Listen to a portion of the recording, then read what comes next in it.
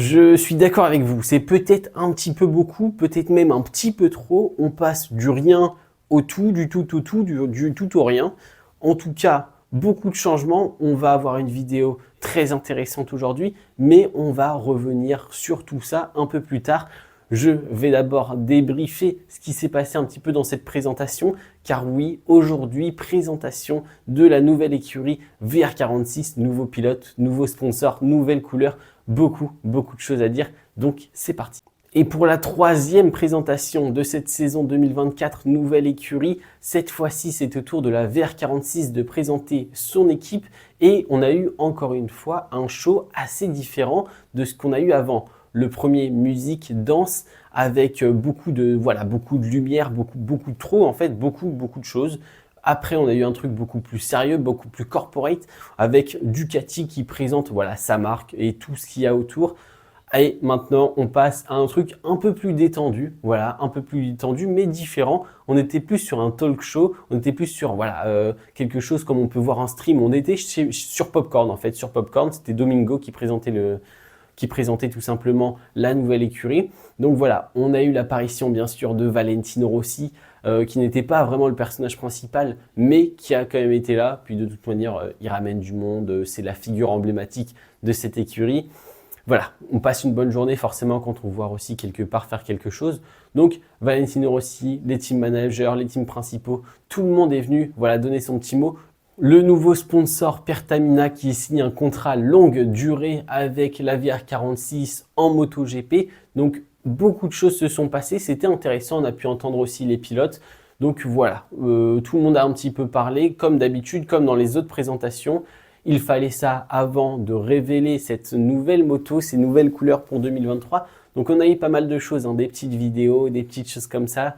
Et après, on est arrivé sur quelque chose d'assez spécial, on va dire. Si les deux premières présentations vous avez un petit peu déçu, si vous n'aviez pas été totalement comblé, si vous vous êtes dit « ouais, ok, il ne change absolument rien », je peux vous comprendre, mais là, c'est peut-être trop. Franchement, c'est peut-être trop. Mais on va parler d'abord de la moto, de l'écurie, de ce qui se passe en fait à l'intérieur avant de revenir sur cette livrée tout simplement exceptionnelle. Mais on en parle après. On en parle après parce que là, il y a trop de choses qui me viennent en tête. Restons calmes. Donc, la moto. La VR46, du coup, la Pertamina Enduro VR46 Racing Team, je crois que c'est comme ça à peu près. C'est très long. Mais donc, cette écurie-là va rouler avec des Ducati Desmosedici de 2023. Donc, les Ducati GP23. Ce sont les mêmes Ducati que l'écurie Gresini. Donc, les deux teams satellites vont avoir les motos de l'année dernière. Des motos qu'on connaît très bien, des motos qu'on a déjà vues, qu'on a déjà vu gagner, que tout le monde connaît, que tout le monde a vu rouler. Et c'est peut-être là l'avantage. Ils reprennent donc la moto championne du monde en titre, la moto du vice-champion du monde. Donc, on part avec des pilotes Marquez, Alex Marquez, Marc Marquez, Bezzecchi et Di Giannantonio qui partent avec une moto très bien connue chez Ducati. Et si donc Ducati partage les données de l'année dernière, eh bien vous allez le voir, ça peut créer un réel avantage pour ces 4 pilotes. Tout simplement, je vais m'expliquer. Si l'année dernière, les motos ont roulé, les Ducati donc GP23 ont roulé avec Bagnaia, Martin, Zarco et Bastianini, eh bien ils ont pu récupérer des datas, des données, collecter tout ça à la fin des Grands Prix, pendant les Grands Prix, avec plein de conditions.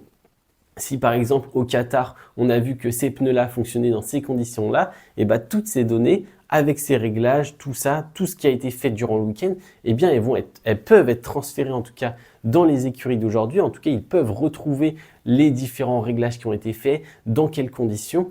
Et ça peut être un réel avantage pour les 4 pilotes de ces teams satellites. Si vous arrivez sur un Grand Prix, que les réglages sont déjà là, vous savez déjà ce qui a fonctionné, dans quelles conditions et pour combien de temps, eh bien vous partez déjà avec une longueur d'avance. Donc selon moi, il ne serait pas étonnant l'année prochaine, dès le début de saison, de voir un Bezzecchi, de voir un Di Giannantonio dès le Qatar reperformer, car les réglages étaient déjà présents. C'est des pilotes qui sont très bons de base, qui ont déjà gagné l'année dernière. Marc Marquez pourrait aussi être là. Et donc, on pourrait voir cette certaine avance de la part des écuries satellites dès le début de la saison, ce qui, on est d'accord, n'est pas réellement normal en sachant qu'ils ont une moto un an plus vieille et techniquement moins développée. Mais cet avantage, il est un peu à double tranchant tout simplement parce que ils ont effectivement les données de l'année dernière, mais Bagnaia, Martin et les autres pilotes des teams officiels vont eux avoir une Ducati qui est censée être une évolution positive de celle de 2023. Donc peut-être qu'au début des premières courses, on n'aura pas forcément le Bagnaia le plus fort de l'histoire, mais je ne pense pas que ça dure très très longtemps, que l'avantage des GP23 soit très très long, tout simplement parce que si la GP24 est une évolution, il suffira de quelques courses, de quelques week-ends pour Bagnaia, Martin et Bastianini de s'adapter à cette nouvelle moto. Donc au bout de quelques courses, ils seront sans doute déjà revenus au niveau et si la moto est meilleure, eh bien ils auront cet avantage au niveau de la machine. Donc voilà, ça peut être intéressant. C'est le point que je voulais souligner avec ces Ducati GP23 pour les Marquez et Bastiani et Bezzecchi et Di Giannantonio. Donc c'est le point à souligner, à voir ce que ça va donner l'année prochaine. Mais franchement, s'ils arrivent à tirer parti du fait qu'ils aient déjà des données, que les motos soient connues par cœur depuis l'année dernière, ils ont quand même fait 20 Grands Prix l'année dernière. Donc, on a quand même de la donnée, on a quand même pu analyser, on sait comment elles réagissent. Donc, à voir comment ça va se passer. Mais en tout cas, je prédis un très très bon début de saison pour les deux teams satellites. Alors, s'ils ont un potentiel avantage technique sur les débuts de Grand Prix ou en tout cas sur le début de la saison, c'est peut-être pas dit au niveau de la livrée. Je vais m'expliquer, c'est juste une petite blague, parce que cette livrée est tout simplement extravagante. On passe de livrée qui était très très sobre hein, les années précédentes chez Valentino Rossi à la VR46, que ce soit chez Sky VR46 dès le début en Moto 3, en Moto 2 et ensuite en Moto GP, on était quand même sur des livrées assez sobres, du noir avec des touches de bleu. Après, on était passé sur la Muni VR46 par exemple, du noir avec des touches de jaune. Donc c'était toujours des motos assez simples, voilà, pas très colorées, pas forcément à l'image de ce qu'on avait de Valentino Rossi avec ses casques jaune fluo et plein de couleurs, ses combinaisons bicolores et tout. On a eu quelques masterclass d'ailleurs de la part de la VR46, je pense à Misano 2022. Moi, je me suis dit, quand j'ai vu le nom du titre, là, le nom de l'émission, de la présentation, Fluo Stream, je me suis dit, ok, Misano 2022, on est reparti. Ça va être une masterclass comme ça va être du fluo, des couleurs de partout. Alors, c'est du fluo, des couleurs de partout, mais pas exactement comme je l'espérais. Moi, personnellement, voilà, vous voyez la livrée là, moi, je l'aime pas trop. Je trouve ça cool qu'on ait un gros changement comme ça, mais je ne trouve ça pas beau personnellement, je n'aime pas. Après, chacun pense ce qu'il veut, mais le fait qu'il y ait un changement de livrée, je trouve ça cool, pas comme chez Gresini, mais en même temps, c'est pas beau, donc je ne sais pas où me placer.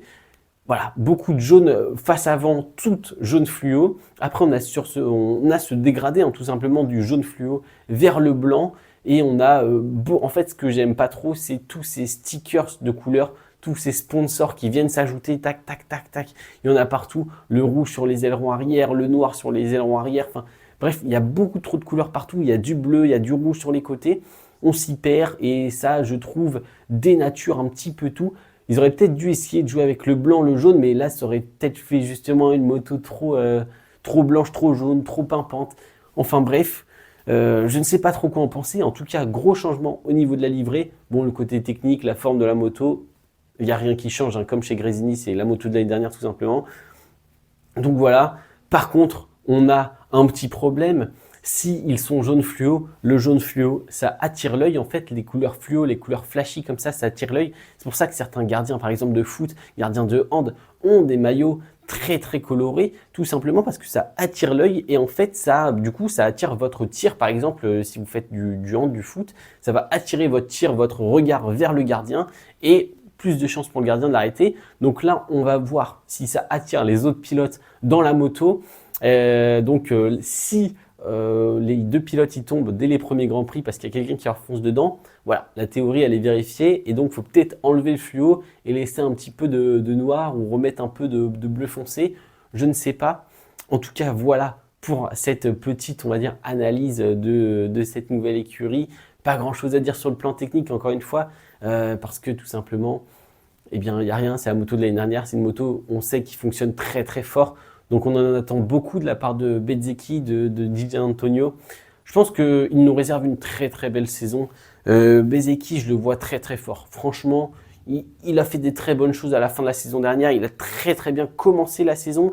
Il y a eu des petits coups de mou par moment, pas assez réguliers pour tenir ce top 2.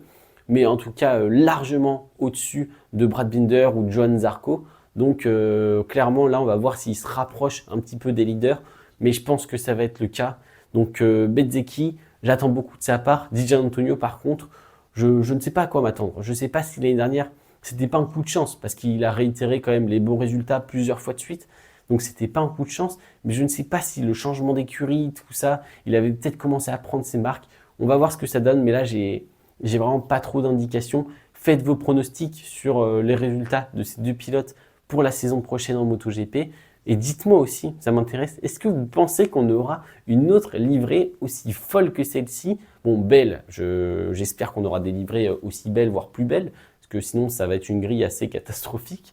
Mais est-ce qu'on aura des livrées aussi folles? Ça m'intéresse. Donc, merci d'avoir regardé la vidéo. C'était Théo.